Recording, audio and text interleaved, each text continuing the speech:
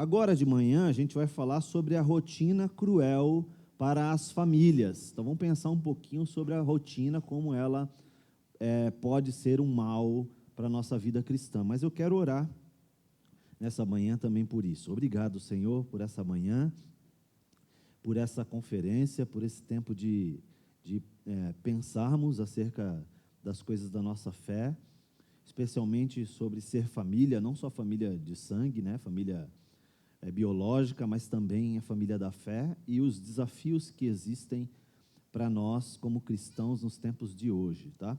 Então nós queremos te agradecer por essa manhã, pedimos que o Senhor nos ilumine aqui para que a gente compreenda e assimile, né, essas ideias do Senhor para as nossas vidas. Nós oramos em nome de Jesus. Amém. Teaser para começar, sobre rotina, sobre a dificuldade da vida, dificuldade da formação familiar, do tempo que a gente está vivendo. Então, 1 minuto para cada um. Caramba, 2 minutos pode ser. Só uma introdução sobre o tema. Vai ter que começar por mim mesmo? Pode ser. Bom dia, irmãos. Bom dia. Os desafios são muitos, né? Principalmente porque hoje em dia a gente tem atrelado a tudo que vem junto com o casamento, a responsabilidade de marido e esposa, dos filhos. Tem o adicional da tecnologia, da informação que está, de uma certa forma, sendo propagada muito rapidamente. Hoje em dia você não tem mais o que as crianças aprendem restrito à tradição oral dos pais, mas muito o mundo já derrama em cima deles muitas coisas, né?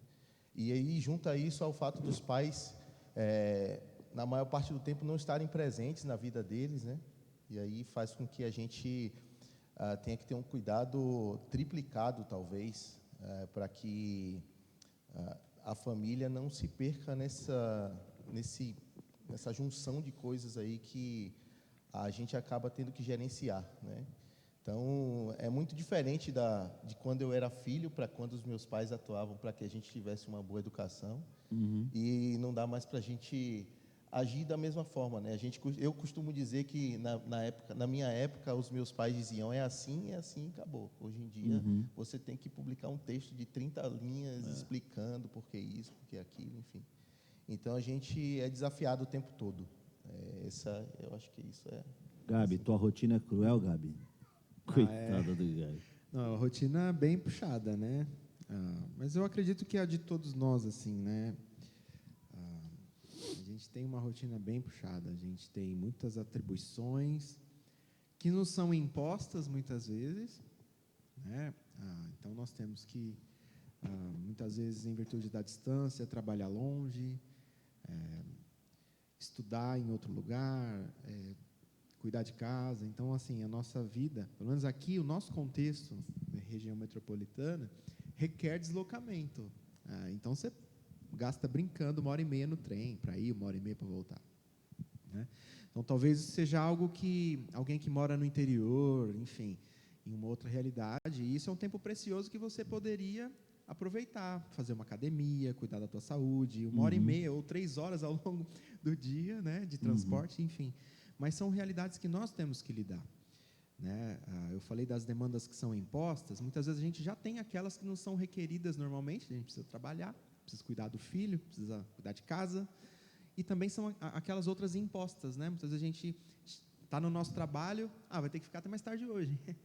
Ou então, né, vai ter que vir no fim de semana. Então, muitas, além de serem aquelas, entre aspas, obrigatórias, não são impostas muitas vezes, né?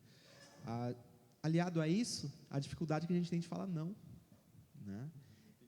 Então, mas eu acredito que talvez, mesmo esses desafios, mesmo a gente tendo todas essas questões, se nós planejássemos também, planejamento é importante, né? Então, muitas vezes a gente é refém de uma rotina assim, porque nós não planejamos. E eu falo isso com propriedade, porque eu não planejo.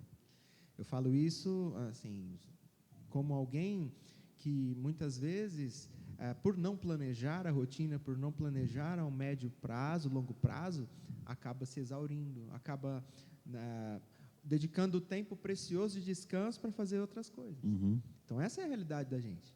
Mau uso do tempo. Né? Mau uso do tempo. Porque tem algumas questões urgentes que nós temos que lidar, Uhum. que são importantes também, mas existe, por exemplo, o nosso descanso é importante, cuidar da saúde é importante, tempo com a família é importante, são coisas negligenciadas. Alguém já disse, quando tudo é importante, nada é prioridade.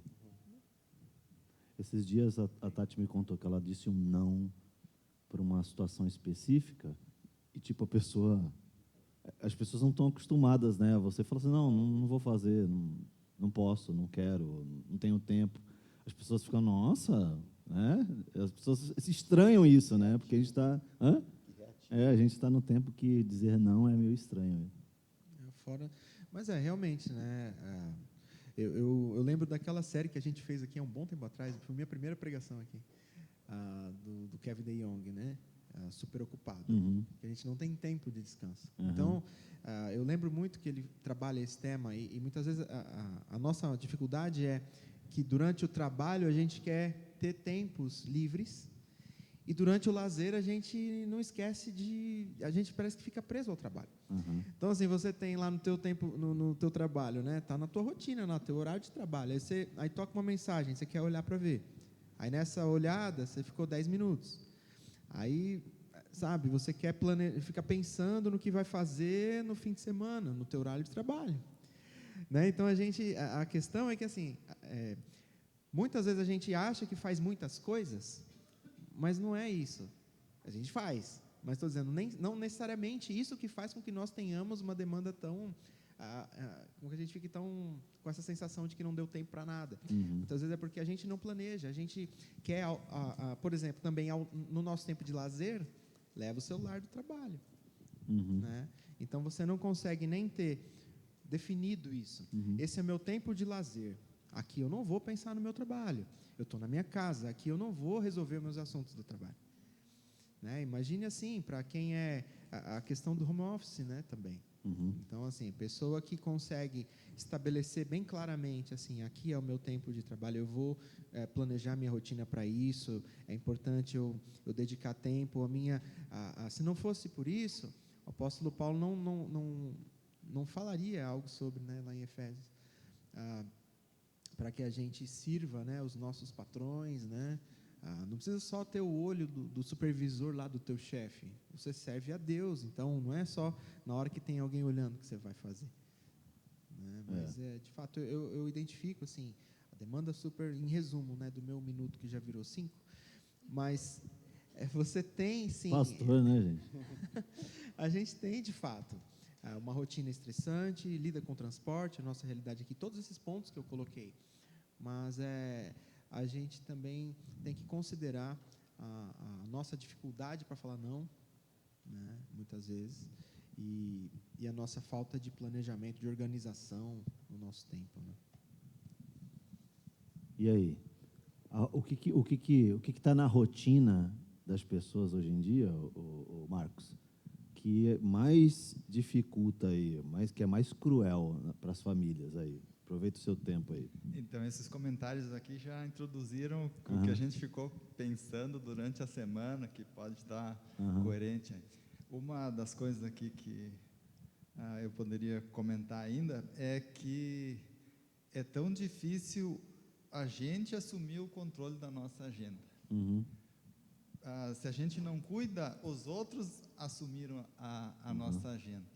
Então, retomar o controle exige aprender a dizer não, exige um certo planejamento, e a gente está numa cultura em que o planejamento ele não tem a devida valorização, né? A gente não pode ser escravo do planejamento, com certeza, mas um equilíbrio de planejamento é necessário.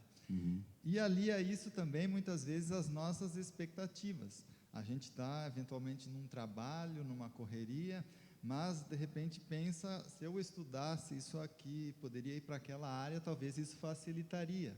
Então, eu estou na minha rotina atual, estou tendo que resolver tudo isso, mas ainda estou com a expectativa e demandando tempo para essas minhas expectativas. E fora todas essas outras coisas que a gente já comentou aqui. E também uma outra coisa que dá para acrescentar aqui também nessa discussão é dependendo do tipo de trabalho, de responsabilidades que a gente tem, isso fica mais ou menos complicado. Para quem tem um trabalho que entra às 8 e sai às 5, o trabalho fica ali, muitas vezes ele consegue deixar ali, o resto do tempo é para as outras coisas, né? Agora, para quem é autônomo, isso não funciona. Para quem é empresário, ou para quem está numa outra área, ou que o trabalho exige muita responsabilidade e não sabe que horas que pode sair ou não pode sair, então há um complicador que isso aí, quando o chefe do trabalho te dá uma tarefa e não tem horário, aquilo assume uma prioridade. E se isso é regular, pronto, o seu trabalho tomou o controle da sua agenda. Sem dúvida.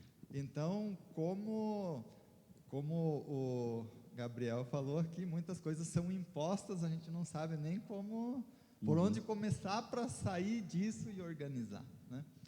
Então, é um assunto bem pertinente para refletir, e eu acho que quando a gente levanta isso, cada um de nós consegue fazer um ajuste aqui, o outro ali, para minimizar, talvez, os estragos dessa falta de agenda, de controle da própria agenda.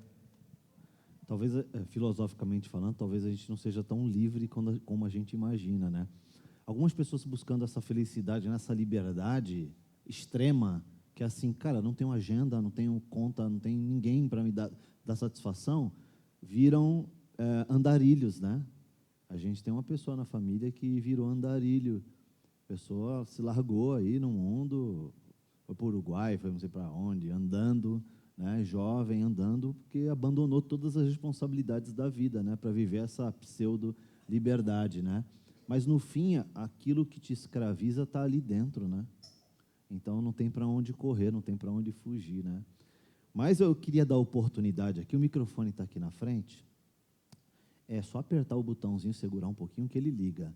Uma mulher vir aqui falar sobre a rotina, qual é a maior dificuldade na rotina de uma mulher. Eu quero uma representante aqui, porque aqui vocês têm lugar de fala.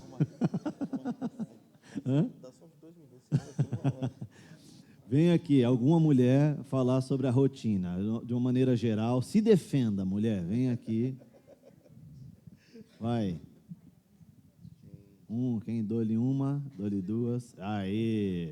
Tenta vai, fazer Carol. Um resumo, Carol, por favor. Isso, puxa, segura o botãozinho. É o microfone porque está gravando lá, então sua voz precisa sair. Oi. Isso, vai. Eu acredito, né, que todas as mulheres, mesmo as que não tenham filhos, quando elas têm o cuidado com a casa e do trabalho, é difícil. Quando você tem filhos, é muito mais difícil. Então, vou até dar um exemplo. Teve um dia que eu ia para o estúdio, tipo assim, 11 horas, alguma coisa assim. E aí, em 1 horinha, eu arrumei a casa, lavei louça, fiz um monte de coisa, assim, e aí eu consegui ir. Aí, no outro dia, eu fiquei com elas. E aí eu comecei a fazer as coisas de casa umas 10 horas. Das 10 a 1, eu só consegui lavar a louça. Porque a cada 5 minutos vinha uma. Mamãe, a fulana. Mamãe, pega isso. Mamãe, quer ir no banheiro. Então, eu acho que isso dificulta muito. E uma coisa que até a Arite tinha me falado uma vez, ela disse que quem trabalha em casa deveria ter o horário de trabalhar igual quem trabalha fora. Então, ela até me falava, depois que eu tomo banho e eu coloco meu pijama, eu não faço mais nada. Mas aí eu quero ver que mulher aqui que depois que coloca o pijama não faz mais nada. Então, eu acho isso muito complicado. E eu queria adicionar a isso e ao assunto o que é um nome até de um documentário muito legal, que eu recomendo para todo mundo, que é O Dilema das Redes. Né? Porque, muitas vezes, a nossa rotina ela se torna tão pesada e tão exaustiva que a gente vai buscar um conforto, né? Um relaxamento. E onde a gente faz isso? Nas redes sociais. Né? Então, já tem muitos estudos, né, que falam sobre o quanto que as redes sociais, né, elas liberam alto nível de dopamina. Então, quando você está fazendo alguma atividade da rotina, tipo lavar louça ou qualquer outra coisa, isso se torna, já é tedioso, se torna, tipo, insuportavelmente tedioso. Então, eu acho que isso é uma coisa muito importante, principalmente para as mulheres que ficam em casa, porque, tipo assim, você não tem ninguém ali, você só tem os seus filhos. Então, às vezes, chegava à noite, Fabiano, que fica, sei lá, às vezes até 11 horas da noite, meia-noite, com o cliente falando e tal. Ele não quer, não quer falar com ninguém. Só que eu chego e eu quero conversar. Então, querendo ou não, as mães, né, pelo que eu vejo de forma geral, elas buscam essa coisa ali nas redes sociais e tal, e é muito complicado, porque às vezes a gente não percebe, mas a gente passa ali, sei lá, 1, 2 horas, assim, ó, só rolando, só vendo vídeo, e coisas que, assim, 90% das vezes não vão acrescentar nada na nossa vida, né? Então, eu acredito que esse gerenciamento de tempo é muito difícil e é muito complicado, mas é um pouco do que você falou, assim, né, sobre as prioridades. Tempo, a gente sempre vai ter, mas a gente não vai ter para todas as coisas. A gente sempre tem que definir aquilo que é prioridade, né? E eu acho que é nisso que a palavra de Deus entra, porque ela vai dizer para a gente o que é prioridade. Né? Então, para as mulheres, o que é prioridade? É o cuidado do lar, é o cuidado da família. Né? Talvez muitas precisem ali, né, exercer o trabalho fora de casa e tal. Então, é bem difícil. E, igual, né, com um filho, às vezes eu fico só com uma, aí eu fico, gente, como é fácil ter um filho, hein? Do que eu reclamava. Então, a gente vai mudando, né, toda a nossa perspectiva, assim, de antes e depois dos filhos. Então, é isso. Muito bem. Eu tenho um amigo que é pastor também no interior de São Paulo. Eles têm 5 filhos. É uma escadinha. E eles são jovens. Ele deve ter ele não tem, acho que uns 35 anos, deve ter. Já tem 5 filhos, ele e a esposa. A esposa trabalha no lar, né? Mas, assim, é um desafio, né? 5 filhos, né? Então, ele é pastor, mas ele também tem um horário mais flexível, mas são 5, gente, né? E é engraçado, porque eles colocam os 5, assim, na mesa, sentadinhos, e aí vão ler a Bíblia juntos, aí todo mundo sentadinho ali, olhando. É a cultura do interior também, tem isso, né, gente? Eu estou dizendo isso para contar que aqui em São Paulo a gente vive outro país, né? É outro país. O Brasil é um monte de país dentro de um só.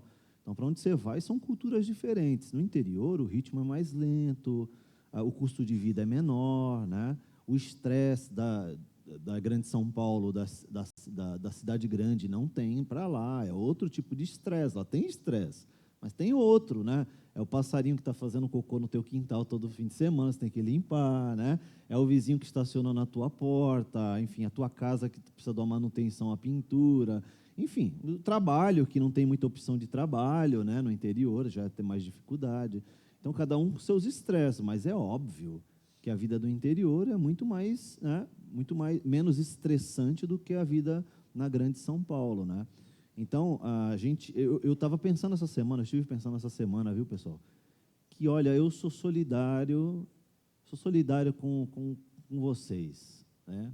Porque sair de casa e trabalhar, e estresse do trabalho, do patrão, trânsito, você chega no fim de semana, você está uma pilha. Hoje de manhã eu vi uma cena, no condomínio é assim, o casal está saindo com o filho, né? De manhã, domingo, às 9 horas da manhã, estão indo para a igreja. O estacionamento está lotado. Se tem alguém saindo ali de manhã, 9 horas, aquela correria, a criança arrumando, a mãe com um monte de coisa debaixo do braço, estão indo para a igreja. É claro que estão. E, por último, sai o pai, assim, ó. Né? Aí eu falei, esses estão indo para a igreja. E aí eu fiquei pensando assim, eu sou solidário, porque esse cara ele deve ter trabalhado o dia inteiro, aguentou chefe, né? É pesada a rotina, é trânsito, é a preocupação das contas, é o carro que você quer trocar e não consegue, que já está vazando óleo, sabe, aquela agonia da vida, né? E os anos vão passando a mesma rotina, faz a mesma coisa. Aí você acordar de manhã no domingo, não é fácil. Não é fácil. Não é fácil. E principalmente porque a rotina, o dia a dia, nos consome, como a gente já está falando aqui. E aí, esse ambiente de sentar aqui para ouvir, para aprender alguma coisa que vai mudar a gente, vai mexer com a gente, não é algo que é muito agradável, né? Vamos falar sinceramente. Não é muito agradável você ouvir alguma coisa que você tem que mudar, né? Então, eu sou solidário. Quero dizer que eu sou solidário. E aí, eu acho que a gente vai falar aqui um pouquinho sobre... Eu pedi ajuda dos meus colegas universitários, que talvez a gente identifique na Bíblia qual é o principal motivo do estresse, da rotina, de todas as atividades que a gente tem no dia a dia. Por exemplo, vamos olhar lá Mateus capítulo 5, versículo 16. Espera aí, deixa eu ver se é esse aqui. Não é esse não. Provérbios 12, 25. Diz assim, o coração ansioso deprime o homem, mas uma palavra bondosa o anima. Lucas 12, 29. Não busquem ansiosamente o que hão de comer ou beber. Não se preocupem com isso. E Filipenses 4, 6. Não andem ansiosos por coisa alguma, mas em tudo, pela oração e súplica e com ação de graças, apresentem seus pedidos a Deus. A minha pergunta para vocês aqui desenvolver é a seguinte: a ansiedade, essas preocupações da vida, que muitas vezes são justas, é um dos principais motivos para essa rotina maluca que a gente entra? Quem começa? Começa com o Léo? Não, né? Não, eu queria fazer uma menção honrosa. Enquanto o Márcio estava falando aqui de acordar cedo, eu lembrei que o Léo falou quando a gente chegou, né? Criançada para acordar no sábado, 6 horas da manhã, estão batendo na porta. Mas para ir para a igreja de domingo é uma marra, né, cara? Pelo amor de Deus. Acho que só um adendo, o ingrediente que faltou, que o Márcio disse, é que famílias em geral, quando estão indo para a igreja, às vezes nesse contexto, o pau quebra dentro do carro. Né? Moleque cala a boca, e marido com a mulher. É o atraso. Atraso é o campeão, né? Mas é realmente difícil, Márcio. Eu acredito que isso, em boa parte, mas não só isso, né? A ansiedade, os cuidados da vida, eles são sufocantes para a gente. A ideia dessa ansiedade é como se alguém estivesse nos estrangulando, assim, né? É como se a gente não conseguisse respirar tranquilamente, porque eu já penso em como vai ser minha semana, mas ainda não começou minha semana. Mas eu já penso em que amanhã eu tenho alguma prova para fazer, eu tenho um trabalho da faculdade para entregar até quinta-feira, eu tenho... E aí parece que isso vai me dificultar mais ainda de eu fazer essas coisas. Vai me dificultar mais. Eu tenho trabalho para fazer, mas eu também tenho que fazer o almoço. E aí eu também tenho que dar banho no João. Sei lá, eu já começo a pensar, ai meu Deus, mas e o trabalho? É quinta-feira. Aí chega na segunda. Eu perdi a hora. Puxa vida, perdi, e agora? É assim. Mas aliado a tudo isso, a essa angústia que a gente vive, a essa ansiedade, eu diria que tem, muitas vezes, a nossa expectativa, né? A gente coloca o foco, talvez, em alguma coisa que não é... A gente superestima, talvez, alguma coisa, sabe? Uhum. Porque, eu tenho minhas obrigações no meu trabalho, eu tenho que estar no trabalho às 8 da manhã, vou trabalhar até 5:30 da tarde, e aí eu já começo a ficar estressado e pilhado, e eu tenho que... E todo mundo acorda em casa, e um vai para a escola, e outro vai para o trabalho. E aí, às vezes, eu falo, poxa vida, eu vou me atrasar. Aí eu fico angustiado e começo a dirigir igual um doido no trânsito, mas sem pensar que o importante é eu chegar no meu trabalho. Se eu não conseguir chegar lá, então não vou ter nem as coisas que estão me angustiando, eu não vou nem ter que passar por elas. Se eu me envolver em algum acidente de trânsito, ou enfim, se algo pior acontecer comigo. Então, assim, eu sei que eu tenho essas demandas no meu trabalho para cuidar a partir das 8 horas. Meu trabalho vai estar lá. Só que, ao mesmo tempo, se eu fizer tudo errado, se eu acordar gritando com meu filho para ele pôr a roupa, cara, é horrível. Vai arrastando o moleque para pôr ele no carro para chegar na escola às 7 horas. Só que foi tudo errado. Vai pôr a roupa, moleque, vai pôr a roupa. E grita com a criança em casa, e aí o moleque vai chorando para a escola, e aí eu vou chegar no meu trabalho em que condições eu vou chegar no meu trabalho? Às 8 horas. Cheguei. Parecia que eu corri uma maratona. Cheguei às 8 no trabalho, mas já fiz N coisas. Só que eu fiz tudo errado. Então, adianta isso? Adianta eu falar assim, não, eu tenho que estar 8 horas lá, e eu tenho que cumprir a minha rotina, a minha demanda, mas eu estou, talvez, superestimando. Eu falei assim, bom, custaria eu fazer bem feito, não me arriscar no trânsito, acordar o meu filho, cuidar das coisas, todo mundo vai para o carro, né? Custa, é difícil. Por isso que, na maioria das vezes, a gente vai na loucura mesmo. Vai gritando e arrastando a criança, abrindo o olho ainda, para conseguir chegar, para conseguir fazer. Só que isso também eu poderia também abrir o jogo e falar, olha, hoje me atrasei, tem todas essas questões, né? Falar com alguém do meu trabalho, pô. Né? Enfim. Então, eu acho, Márcio, que aliado a isso, aliado a essa angústia, a essas demandas, a essa ansiedade, existe também, a gente superestima as coisas, cara. Eu acho que a gente superestima, né? E a gente fica com medo do chefe, e ao invés da gente chegar lá e abrir a real com ele e conversar. Né? Falou assim, olha, eu estou com uma rotina difícil em casa, cara, sabe como é que é? É só esse período, é criança, é difícil, sabe, e tal. Então, eu acredito que existe, sim, questões que nós mesmos colocamos um peso, né? Um peso muito elevado em cima disso. Ô Marcos, quem nasce primeiro, estresse ou ansiedade? Isso que eu, na verdade, eu ia comentar, se a ansiedade é causa desses problemas ou se é consequência. Então, estamos linkados aqui. Agora, claro, havendo ansiedade, estresse normalmente é consequência de ansiedade, de expectativas frustradas. Mas, em relação à ansiedade, se é causa ou consequência, esses textos que foram lidos aí, eles né, têm o propósito de chegar à conclusão de que a resposta é a gente resolve isso sem aprender a confiar mais em Deus, colocar nossas ansiedades diante de Deus. Nesse trecho ali de Lucas, que foi lido, né? E que tem o contexto, o paralelo em Mateus também, né? Lucas, não busquem ansiosamente o que hão de comer ou beber, não se preocupem com isso. No texto de Mateus, no contexto está falando, né? Observem as aves, observem as flores do campo. Se a gente observasse mais os passarinhos, apesar de que daí lá no interior é mais fácil, né? Até os passarinhos de lá são menos estressados. A gente não ouve os passarinhos aqui. Aqui você chega no passarinho ali na Paulista, ele fala, o quê? Para você. Na verdade, a gente tem medo daqueles que vão fazer, né, aquelas pombas e coisas que vão fazer, sujam tudo, né? Mas a gente mora no 15º andar do lado da Castelo. A Castelo não deixa a gente ouvir passarinho. Mas se eu olho para fora da janela do 15º andar, eu vejo alguns voando por ali abaixo da nossa janela, né? Mas a gente observa os passarinhos, e quando observa, a gente tem a confiança de que Deus vai cuidar de nós como cuida dos passarinhos. Os textos bíblicos, na verdade, a gente conhece, né? Um que eu estava pensando é aquele de Salmo, né?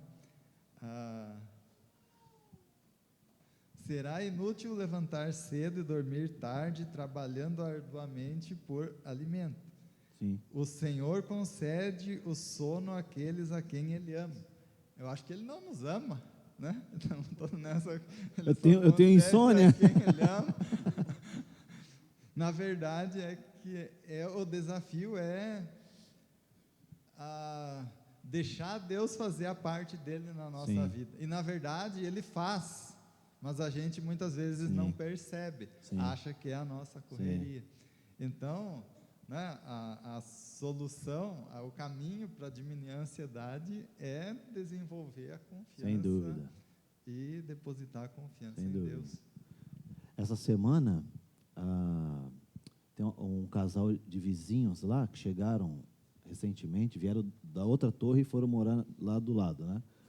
E aí a esposa é arquiteta, né? Então eles reformaram o apartamento e tal. Aí foram lá em casa e aí depois me convidaram para ir lá na casa deles olhar, né? E tal. Aí a gente estava conversando e tal. Aí eles mostraram o apartamento e tal. Não sei o que. Falei, pô, o apartamento do arquiteto é outra coisa, né, gente? É outra vibe, né? Quando eu cheguei na porta, eles falaram, a coisa que a gente mais gostou desse apartamento foi essa porta. Aí eu, porta? Tipo, olhei a porta, nada demais. Ela falou assim, abre a porta para você ver. Gente, era uma porta tipo de banco, assim. Ela falou, essa porta é blindada, que morava aqui um advogado, foi a coisa que eu mais gostei aqui, porque você fica seguro. Passa a chave para você ver. Aí eu passei a chave, saiu uns 10 trincos assim, ó, sabe? Eu estou exagerando, mas saiu uma meia dúzia de trinco que entra na parede assim. Ela falou assim, inclusive o beiral é tudo de ferro também, é chumbado e tal. Não entra nem a SWAT ali, né? Nem a SWAT entra ali. Eu falei, caramba. Aí ela falou assim, aliás, como que é o trinco na sua porta lá? É simples. Um casal bacana, sabe? Um casal, gente boa mesmo, mas ela mostrou essa preocupação. Aí eu pensei assim, cara, eu nem sei como é que é o trinco da porta lá de casa. Falei, não, é simples, é só a chave. Ela falou, se fosse você, eu botava uma trava de segurança e tal, não sei o quê. Aí ela contou que invadiram lá, parece que tinha um chinês lá, a mesma coisa que aconteceu no Adélia, aqui embaixo, esse prédio de baixo. Tinha um chinês, e o chinês, ele costuma guardar dinheiro em casa, ele não põe no banco. Não sei por quê, sei lá, cultura deles. Aí disse que descobriram que o chinês morava lá, e aí uma gangue de ladrões combinaram com os adolescentes marginais que já moram lá no condomínio, né? Aí eles entraram para ir para a casa dos adolescentes, mas foram lá no apartamento do chinês, sabiam que estava vazio. Quando tentaram entrar, a porta era blindada, entendeu? Aí não conseguiram entrar. Aí os ladrões desceram, andar por andar, roubando vários apartamentos. E um deles foi o deles, né, do outro prédio. Aí roubaram o relógio, joias, roubaram algumas coisas lá. Então eles estavam super felizes porque a porta era blindada, né? Aí eu falei assim, caramba, cara, que ansiedade é essa, né? Que medo é esse de você estar dentro de um condomínio, segurança para tudo quanto é lado, câmera para tudo quanto é lado, e você ainda tem que ter uma porta blindada para você se sentir seguro e dormir em paz, né? Então, eu ia perguntar para o Léo aqui. Léo, segura o rojão agora. Eu já esqueci a porta Não, do apartamento aberta várias vezes. Apartamento? Escancarado ou sem trancar? Apanhei muito. Chave do lado de fora. Já. Quem Não, nunca, domingo né? passado isso aconteceu. O Creus e a Arit, eles nunca fechavam a porta. Nunca fechavam a porta. O Creus nem andava com chave. Diga, Priscila. Se for longo, pega o microfone para sair lá.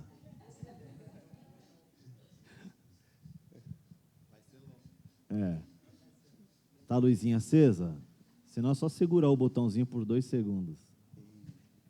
Vai. Bom dia, Bom gente. dia. Nós, quando morávamos no Rio, eu e o Wellington, nós morávamos em casa na beira de rua, né? E a garagem era o nosso quintal. Então, teve um dia que nós chegamos tão cansados do trabalho que nós fomos deitar.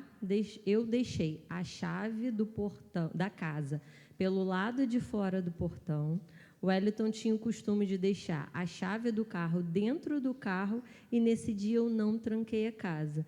Então, eu costumo dizer que foi um anjo que estava parado na porta com a espada na mão. Tinha uns 10 ali, pode ter certeza.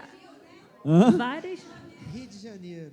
Várias cada pessoas filho que Deus passaram tem, na né, rua. Rafa? É verdade. Várias pessoas passaram na rua nesse dia e não viram a chave, não enxergaram a chave. Sim. Então, 5 da manhã, quando nós acordamos, eu acordei procurando para abrir a porta, só que a porta já estava aberta.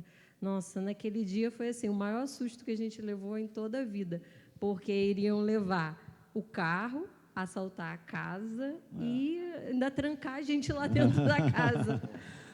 E pensando também no que vocês estavam falando antes sobre rotina, né? Que a gente precisa, às vezes, estabelecer alguns planos para organizar a rotina. Eu estava pensando que, anos atrás, o meu único objetivo era fazer planos. Então, era plano A, B, C e D.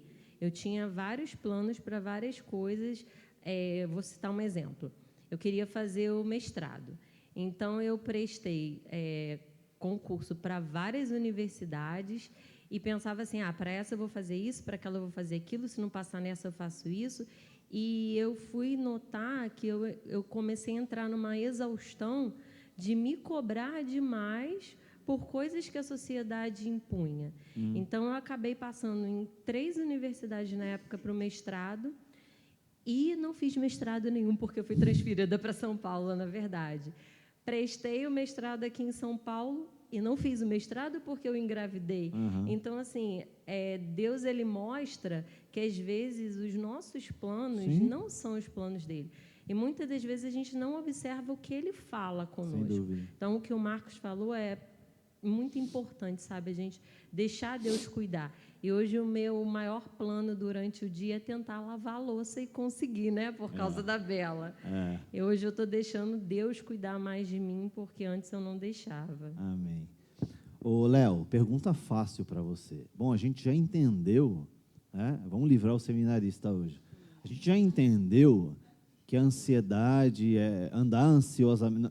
Bom, existe um nível de ansiedade que é saudável, né? Aquela que te faz levantar para ir trabalhar, pagar tuas contas, resolver teus problemas e tal. A Bíblia fala para não andar em ansiedade, né? Ou seja, não viver uma ansiedade constante. Já entendemos isso. Agora, por que, Léo? Por que a gente entendendo e sabendo, né, quais são os caminhos, né, por que a gente tem dificuldade? A resposta óbvia, eu já vou te tirar da obviedade. A resposta óbvia é o pecado. Tá bom, resolveu o problema, vamos embora para casa, né? Não, eu quero a resposta elaborada. Pensa aí, fala um pouquinho sobre por que a gente, sabendo qual é a fonte, qual é a razão do problema, por que a gente ainda tem dificuldade, por que a gente não consegue se organizar, por que a gente entra numa rotina maluca, por que a gente coloca, sei lá, às vezes as coisas de Deus em segundo plano, enfim. Fala, fácil essa? Essa foi fácil mesmo. Eu costumo fazer um paralelo um pouco com situações que a gente vê na Bíblia, depois as situações que eu vivenciei como filho, com os meus pais, e a situação que eu vivencio agora como pai das minhas filhas, né?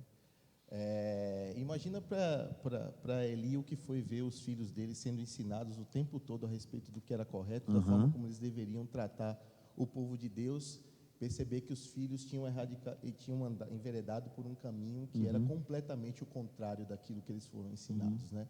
Naquela época onde só existia a tradição oral, em que os pais ensinavam tudo que os filhos aprendiam e que eventualmente eles tinham mais a propensão a seguir aquilo que os pais eram do que propriamente hoje em dia. Naquela época já era difícil, né?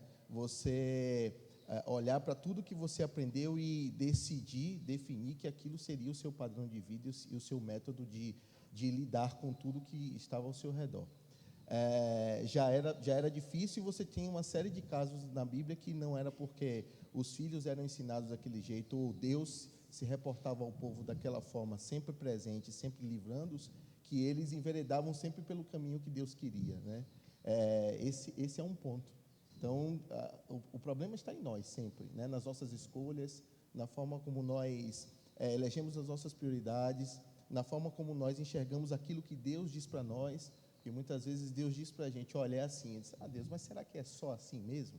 Não dá para eu dar um jeitinho aqui, te ajudar de alguma forma, porque talvez o Senhor não esteja enxergando o todo, né? Para Deus, que é Criador do universo. E aí você começa a perceber que, biblicamente, nós fomos ensinados de que nós precisamos escolher corretamente, nós precisamos eleger as prioridades que Deus diz que são prioridades, e não aquelas que nós achamos que eventualmente vamos trazer o contentamento, vamos trazer felicidade, vamos trazer tudo aquilo que nós imaginamos que é o melhor para nós, né? E aí eu faço um paralelo com o que eu vivi com os meus pais. Na época que eu tinha ali, era filho, eu não tive muitos meus pais presentes no meu dia a dia, nas minhas rotinas, porque eles trabalhavam muito, né? E, basicamente, a nossa rotina era a igreja, a casa dos meus avós, muitas vezes a casa dos meus tios, mas, em algum momento, nós éramos ensinados ali sobre tudo que deveria ser na nossa vida, com relação à vida cristã, com relação à nossa vida secular, como pessoas que estão fazendo cultura no mundo, como a gente aprendeu no domingo passado. E, independente de você ter ali sempre a orientação do pai ou da mãe a respeito daquilo que era certo, daquilo que era errado, de uma certa forma nós estávamos aprendendo no nosso contexto social aquilo que Deus queria para nós, né? Errando, acertando, enfim, nós chegamos lá. E eu me lembro de que, mesmo não tendo meus pais presentes, eu nunca cheguei para minha mãe ou para meu pai e reclamei porque eles não estavam lá. Eu não dizia para minha mãe, não dizia para meu pai, olha, você não me dá atenção, olha, você não cuida de mim, por que pôs um filho no mundo? Né? Essas coisas que hoje em dia a juventude e os adolescentes estão aí muito mais ariscos para poder dizer para os pais, né? E no meu contexto de pai, muitas vezes eu tenho que realmente me preocupar com uma série de coisas, porque a gente, todos nós aqui somos profissionais em alguma área da nossa vida, e antigamente era muito mais fácil você trabalhar com uma coisa, porque você tinha que trabalhar com uma coisa específica e você se desenvolvia bem naquilo que você se propunha a fazer, a estudar, a aprender. E hoje em dia a gente tem aquilo que foi plantado na nossa cabeça como alguém que precisa ser multitarefa, né?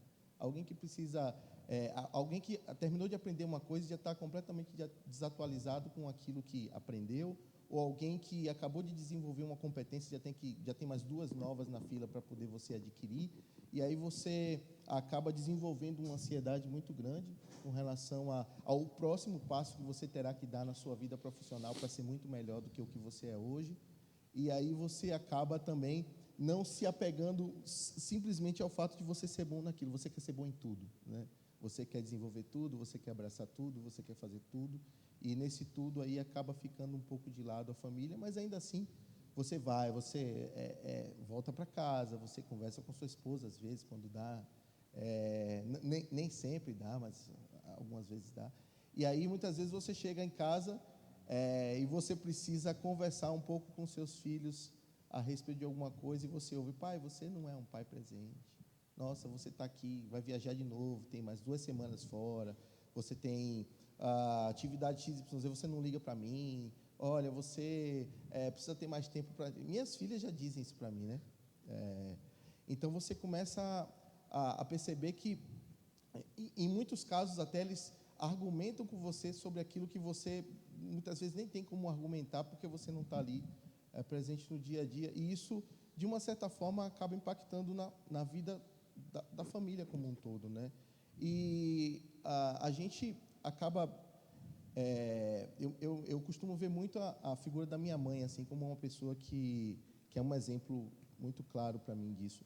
Minha mãe, ela, por mais que ela tenha todas as atividades, todas as rotinas, tudo que ela elegeu ali para fazer, das milhões de coisas que ela faz, ela nunca deixa de doar ao máximo aquilo que ela tem para Deus e para o trabalho de Cristo, né? Isso é uma coisa que a gente, de uma certa forma, é uma das coisas que a gente, às vezes, deixa primeiro de lado. A gente acaba renegando, né? Deixando isso de lado, porque a gente entende que as prioridades e as nossas escolhas prioritárias, aquilo que a gente precisa fazer primeiro, que é sempre tudo. Não sei se vocês reparam, não sei se com vocês é assim também. Não. Mas a gente acaba tendo tantas prioridades que tudo vira prioridade e a gente não pode deixar nada para fazer depois, né? E isso é algo que a gente escolheu muito porque hoje em dia a gente tem sido sistematicamente ensinado a ser assim. A nossa programação mental, ela tem sido bombardeada de todos os lados para que a gente seja assim, e a gente tem sido cada vez pior. E isso, pelo menos é o que eu entendo hoje, Márcio. Se a gente não entender, olhar para Cristo e entender que nós precisamos, como o pastor disse no domingo passado, ser a cultura que o mundo deve enxergar como uma cultura positiva para o seu contexto, a gente vai ser engolido pela cultura do mundo. Uhum. Vai ser engolido, porque é inevitável. A partir do momento que você começa... Para as crianças já tem sido muito difícil saber, ouvir tudo que ouvem, ver tudo que vem. Por exemplo, outro dia eu estava assistindo um dos vídeos que a Giovana, minha filha, costuma assistir, e as crianças são ensinadas a barganhar com os pais, a sensibilizar os pais, para que eles possam, de uma certa forma, ceder a tudo que elas querem, né? Então... assim, é muito difícil, cara. Poder de persuasão. Diga, Cris. A Cris sentou aqui, eu já sei que... manda. Eu acho que o que falta para muitos casais hoje é que, quando a gente casa, dependendo da idade, muitas vezes você já tem uma carreira, você já começou, você já tem um plano para a sua vida. e às vezes você acaba replanejando coisas no âmbito familiar, e na questão de rotina, de profissão, você acaba meio que querendo seguir o mesmo plano. E a gente vive num mundo onde, para o mundo, isso não é comum, você abrir mão de algo por outra pessoa, porque a gente está num momento de individualismo, de você tem que se priorizar, assim, empoderar e tudo mais.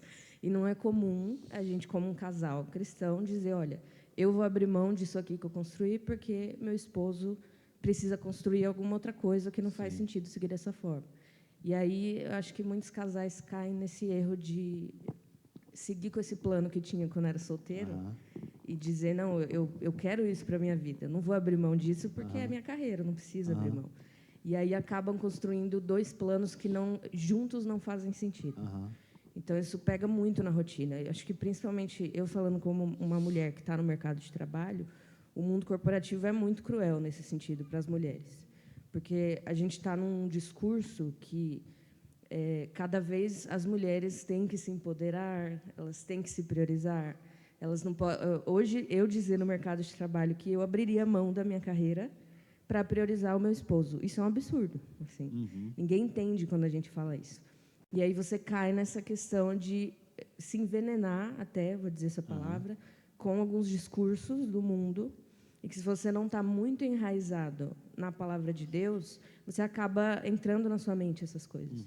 Dizendo assim, olha, realmente, eu não preciso abrir mão da minha carreira. Eu não preciso ser uma mulher que priorize minha família. Eu posso priorizar minha carreira, porque eu também tenho a mesma... Aí entra no erro dos discursos, né? De achar que é questão de capacidade, que a mulher tem a mesma capacidade do homem, e aí você querer ter o mesmo papel do homem. Então, eu acho assim que é muito perigoso, e para a gente ter esse cuidado de construir algo como se a gente fosse um só, e não meu esposo tem uma rotina, eu tenho outra, e a gente precisa conciliar. Não, a gente precisa construir algo que funcione para os dois e que funcione para a família, tendo filhos ou não tendo filhos. Então, é perigoso porque, quando a gente não tem raiz na palavra de Deus, essas coisas envenenam, e muito fácil. E aí a gente vê muitos divórcios que acontecem por causa disso, né? Já não deu certo. A gente se ama, mas não deu certo. Sei lá, rotina, outras coisas que poderiam ser resolvidas se um dos dois abrissem mão de algumas coisas. Então, e aí você dizer para o mundo que não, eu posso abrir mão disso em função do meu casamento. O mundo não entende. E nós, como cristãos, né, a tem que permanecer firmes nas coisas que a gente, como vocês falaram, que são prioridades para Deus e não para o mundo. Sem dúvida. Deixa eu só falar uma coisa muito interessante dentro do que a Cris comentou, porque ela falou da gente não da frente, Cris, é mais da largo. gente ter a nossa mente, né, alicerçada, a gente está pautado na palavra de Deus. E o texto que você mencionou, Márcio, Filipenses, ele fala algo muito interessante, porque a batalha, muitas vezes, é na nossa mente, justamente a batalha é na nossa mente, é na nossa maneira de pensar. Então, a gente vê que o próprio texto traz algo para reflexão, porque ele fala, irmãos, né, ele fala para não andarmos ansiosos, e depois ele fala, por fim, quero dizer mais uma coisa, concentre-se em tudo que é verdadeiro, nobre, correto, puro, amável, admirável, pensem no que é excelente. É como se a gente construísse na nossa mente cercas. Se a gente imaginar uma ilustração, como se a nossa mente fosse um jardim, então a gente vai ter essa influência da cultura que o Léo mencionou, da gente ter que mostrar que nós somos um padrão a ser imitado, não um padrão, que nós vamos buscar lá fora. Não que nós hoje entendemos que o casamento ele deve ser algo assim, cada um vive o seu, hoje existem relacionamentos abertos, se não deu certo a gente termina. Então não, nós entendemos que sim, o ideal que Deus planejou e lá em casa às vezes eu falo isso, né? Eu falo isso no meu trabalho, eu falo isso para as pessoas que eu conheço, assim, um dia quem dera a minha esposa pudesse ficar em casa, porque essa sempre foi a vontade dela, desde que a gente casou.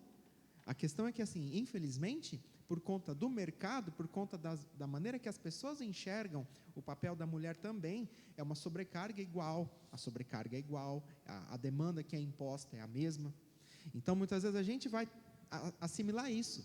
E a gente vai deixar que essas culturas ruins, essas ervas que vão tentar plantar, vão se infiltrando no nosso jardim.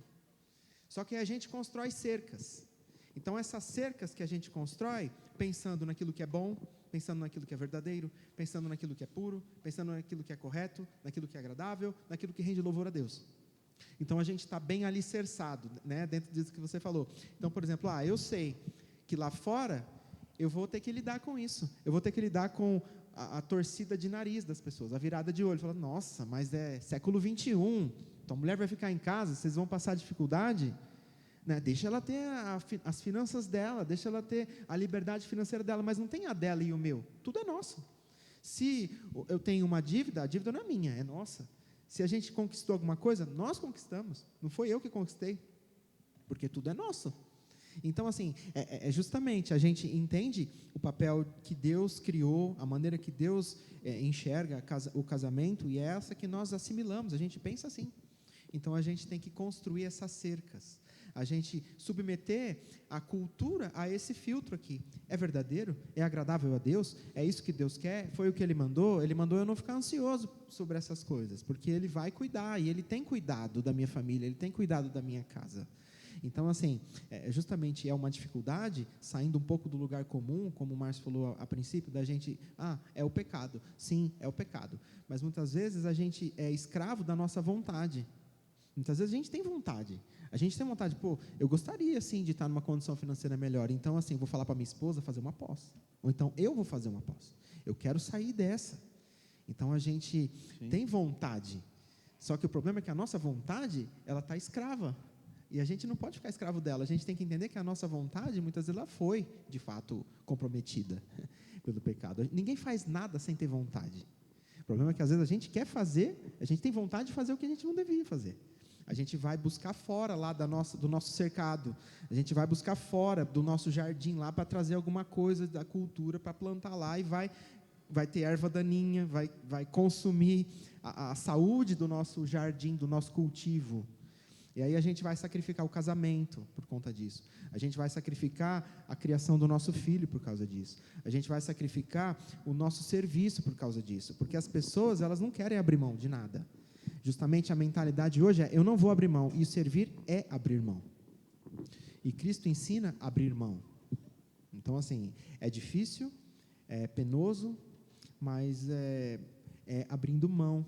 Por isso que a gente vê cada vez menos pessoas ingressando no serviço a Deus, não o serviço vocacionado, como muita gente a gente entende, né, equivocadamente, que o pastor Joel tratou muito aqui semana passada, mas a gente acaba infiltrando essa ideia, né, infiltrando isso, fala assim, não, eu não vou abrir mão, eu não vou me envolver no serviço a Deus, porque eu vou ter que abrir mão do meu tempo, porque eu vou ter que estudar, não estou nem dizendo quem faz seminário, que isso aí é cada vez mais raro, né?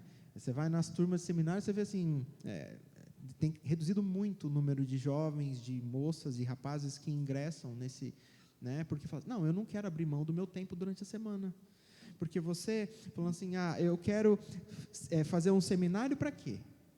Porque eu quero ser pastor. Eu não quero fazer um seminário porque eu quero servir a Deus melhor, porque eu vou ter que abrir mão do meu tempo. Eu não quero me envolver procurando dentro da minha comunidade aonde eu posso servir, porque eu vou abrir mão, porque eu vou ficar numa escala, eu não vou ter mais o domingo, é o único dia que eu tenho. Então, é essa mentalidade que a gente deixa de construir essas cercas, a gente deixa de olhar para as Escrituras e filtrar o que é cultura, a gente faz o inverso. A gente olha para a cultura do mundo, a gente se amolda tanto que a gente olha para a Bíblia e filtra o que a Bíblia diz. Não, eu acho que a questão do papel masculino, do papel do marido, do papel da mulher, não. Isso não cola mais hoje, porque a sociedade não é mais assim. Então eu abro mão do que a Bíblia diz para ficar com o que a sociedade diz, com o que a cultura diz. Eu não faço o inverso. Eu não penso que assim, eu tenho que, de fato, abrir mão. De fato, se eu puder abrir mão, que eu abra. De fato, se eu puder dedicar mais tempo, que eu dedique. Ainda que isso vai custar, é descanso, é tempo precioso, são férias, eu não tiro férias há anos, mas está bom, mas pensa melhor, né? Então, eu entendo que é bem por aí, você tocou num ponto muito interessante. Você ia falar alguma coisa mais, Cris? Diga, Carol, a gente está indo para o final já, gente. Inclusive, a gente tem uma assembleia ordinária aqui, é rápida, inclusive. Eu peço que os irmãos são membros, aguardem um pouquinho, tá? Mas a gente está indo para o final, falando sobre rotina, e a gente já percebeu que a crueldade maior é que quando sobra espaço na nossa rotina, geralmente a gente usa com coisas egoístas, né? Então, talvez aquilo que mais se destaca entre tantas seja o celular, né? A internet, as redes sociais, né? Então, a gente gasta muito tempo olhando para isso daqui, né? Gasta demais tempo olhando para isso aqui. E a gente gasta pouco tempo passeando no parque, passeando com a família. Quando a gente tem um tempo, o marido quer ligar a TV, assistir um jogo de futebol, sei lá, assistir um filme, assistir alguma coisa, às vezes até sozinho, né? Vamos botar as crianças para dormir para a gente ter um minuto de paz, né? Então, normalmente a gente está assim, o tempo é tão escasso com coisas que nos impõem a fazer, a gente falou sobre isso, que quando a gente tem um tempo, a gente quer fazer algo ou não quer fazer nada, né? Ou quer fazer algo só para nós, ou você não quer fazer nada. Então, normalmente a gente gasta o tempo vago com coisas que não são relevantes, né? Acho que o maior desafio aqui é quando a gente não tiver nessa rotina que é desgastante, que é difícil, que é dura, trabalho, obrigações, responsabilidades, rotina que as outras pessoas nos impõem, né? Agenda que outras pessoas nos impõem. Quando a gente não tiver nesses horários, tiver num tempo vago, como que a gente vai usar da melhor forma esse tempo, né? A priorizar a nossa vida com Deus, o relacionamento com a família. Esse é o grande desafio. Diga, Carol. São duas coisas, mas elas se correlacionam. Eu estava escutando uma palestra da Norma Braga sobre o Jardim do Éden, né? E ela falou uma coisa muito interessante que eu nunca havia prestado muita atenção. Quando a serpente ela convence Eva, ela convence a Eva através de duas coisas: comparação e endeusamento. E isso é a raiz, assim, e é algo que a gente leva até hoje. Então, por exemplo, quando a gente quer tomar o controle de tudo, somos deuses das nossas vidas, porque nós não estamos confiando em Deus, né? E a comparação é outro ladrão da felicidade, é outro ladrão da alegria, do contentamento, né? E as redes sociais, por exemplo, elas ajudam muito nisso. Então, você vê, por exemplo, aquelas mães 100% perfeitas, né? A rotina, assim, tudo certo, meu bebê dorme, bababá. E aí você está com aquele filho que não dorme. Até comentei com a Tati, né, que ela falou um tempinho atrás que a Alice ficou doente. Eu falei, ixi, Tati, a Alice tem 4 anos e até hoje eu não durmo direito. Então, é muito interessante quando a gente acaba olhando por esse aspecto, né? Quando eu falei das meninas, né, que hoje eu fico com uma, eu falo, nossa, como é fácil. Mas é porque a dificuldade te faz olhar as coisas de uma outra forma. Então, assim, é mais fácil, mas, ao mesmo tempo, ter 2 filhos é mais fácil.